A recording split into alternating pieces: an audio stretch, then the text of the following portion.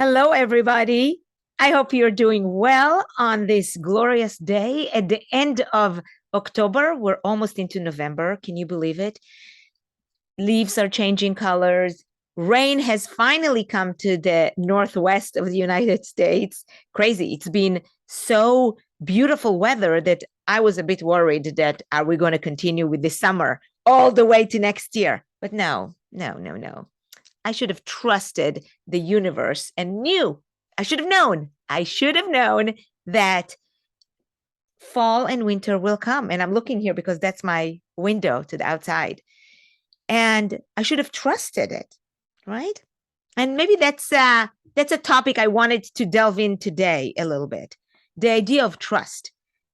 A couple years ago, when the pandemic was in its highest, I delivered a talk about trust, how hard it is to trust when life is difficult, when things don't look the best, when things are happening that you didn't believe would happen. And so I thought about that for quite some time. And those who know me know that I am coming from a place of religious beliefs. So, as a Jewish person, one of the tenets is the idea of trust, the idea of believing in that which we don't always see in our eyes. I know that trust can actually have different levels. The first level of trust is trusting ourselves and our abilities. And as we go through life, every day we wake up with the idea of, yes, I can.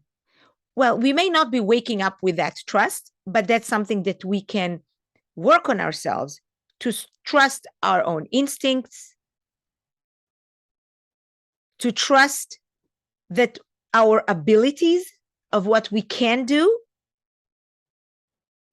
and not be afraid.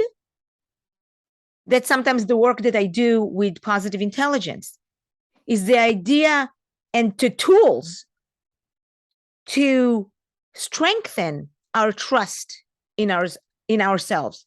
And a lot of the time it's connected to our awareness. Are we aware of the things that we bring? And can we lean more into the sage perspective, into the champion that we are on the inside? And then there's the other level of trust, the second level. You know, I have 4 levels. You should know this by now, right?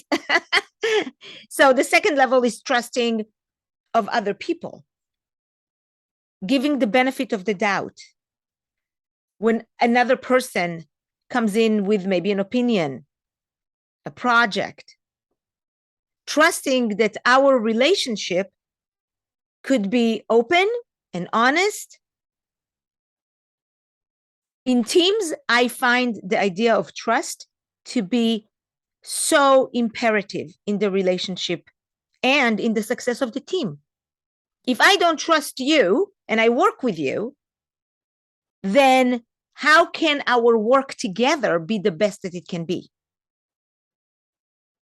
When we trust each other, then we can have a conflict knowing that the conflict is not about the trust and the relationship between you and me. It's about the project here and what will be best for the project. Completely different way of looking at success and effectiveness of a team. And that trust is connected to our values. What values do I bring that then translates into my beliefs? And then that belief becomes the way I think, which then speaking it, and then the feeling of it. So what is it that I bring? So that's the second trust. The third trust, which that's the hard part. It's the trust in the unknown. I call it in my book, in the 3 levels, right? We have 4 levels. The third level is the relationship with the it. what is it outside of our control? And if you call it God, or you call it the universe, or you call it the spirit, it doesn't really matter. It's that power which is outside of our control. And when you think about it, there's a lot of things that are outside of our control. If we can only control it. But we can't. We can't. I do know that when we trust that unknown, our life can be better. And we can actually achieve more when we have that trust. And it's not easy. It is not easy to develop that trust in the unknown. It's a lot of the time translates to how we feed our subconscious food that help with the development and the nourishment and the cultivation of trust. So here I want to give you 2 ways of encouraging that trust and maybe working on that trust. Number 1, attach yourself to people who have trust. The more we surround ourselves with people who have trust, the more it can drip on us. Tell me who your friends are, and I'll tell you who you are. A lot of the time, it does work like that. Who do you surround yourself with? Sometimes you can be the influencer, yes, and sometimes you're the one who's being influenced by other people. So when we talk about joining groups that think alike in that way to push people up together, networking environment, spiritual groups, mastermind, connecting yourself with other people who can drip with their stories, with their lives, with their reality, with their convictions, trust on you, that could not hurt setting up your own subconscious mind.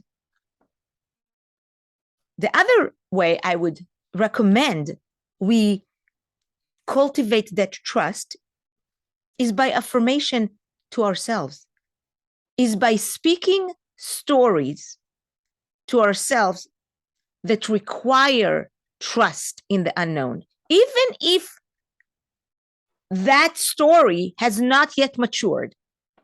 So I'll give you an example because, I like sharing. So I'll give you an example. I many times imagine myself speaking at a particular conference or in front of a particular number of group in the audience. I may not have done it yet, but I think that. And the more I think that, the more it becomes open for me, the opportunities show up. How you set up your mindset has to do a lot with the subconscious level. And in a talk that I've listened recently, I was told that 85 to 95 thoughts of our thoughts are in the subconscious level. Can you believe it? The thoughts that you can actually have control over are 5% to 15%. That really surprised me. That really made me stop in my tracks and thinking, oh my gosh, I have to really make sure that my mindset leans onto the subconscious level of the thoughts that come into my mind. And the way you can kind of identify where you are, literally take a piece of paper, and every time you hear yourself saying something, pause for a second, say positive, negative, positive, negative. Mark it. Or listen to what you hear around you, the group that's around you, your spouse, your children, your community. See how much in a day you are hearing things that are negative versus how many times you hear positive. Create more awareness to the thoughts that are being sipped into your own mind without you even thinking. So how is it connected to building trust? The more we talk to ourselves, think thoughts in our mind, speaking it out loud, the more trust we can actually accumulate. The trust in the unknown. And then the fourth level is the trust with the events that are happening in our lives. So even if something happens in our life that we did not want, we do not welcome, have that mindset of saying, how can I turn this into a gift and opportunity? Maybe the fact that this happened is a good thing because now it alerts me to something else, or it gives me an idea of how I can move forward. And instead of being negative, oh, why did it happen? I'm so sad. I'm so bummed, which happens to everybody. Maybe pause and be curious about, okay, this happened. I'm going to sit with that. And then I'm going to see ways to overcome it by opening up more opportunities. So that is my thought for today about trust. Whatever happens to you today, I hope it is the best thing that happens to you. It happens for you, not to you, for you. Yes. And I'm looking forward to seeing you next time. I'm hoping you're listening to my podcast, Moments of the Heart. My name is Dorice Horenstein. Contact with me, rate this podcast, rate this video. I'm hoping to see you soon in my group. By the way, when you go to my website, doricehorenstein.com, you can log in and you can see that you can actually join my email group list. I always give information, stories, things to share. Oh, and one more story about trust. So there's a group of people that wanting rain. I'm going to leave you with that story. A group of people wanting rain and there's drought. I learned this story from my friend Sabby. And they come to this man who they know who has immense level of trust. And he's going to make sure that this happens because he trusts. So they come and he tells them, well, you have to trust. And then we pray together. We ask together for rain. And they say, we trust.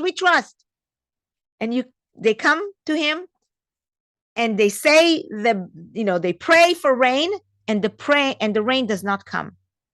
And they say to this man, to this wise sage man, they say, oh, we prayed and it didn't rain. And the man said, did you bring umbrellas? They didn't. No one had an umbrella. So it's one thing to say that you trust. It's another thing if you're not prepared. So as we build ourselves, as we trust the unknown, simultaneously prepare for that which you want to have, whatever that may be. So that is my talk for today. Have a blessed, beautiful, energizing day ahead. Bye-bye, everybody.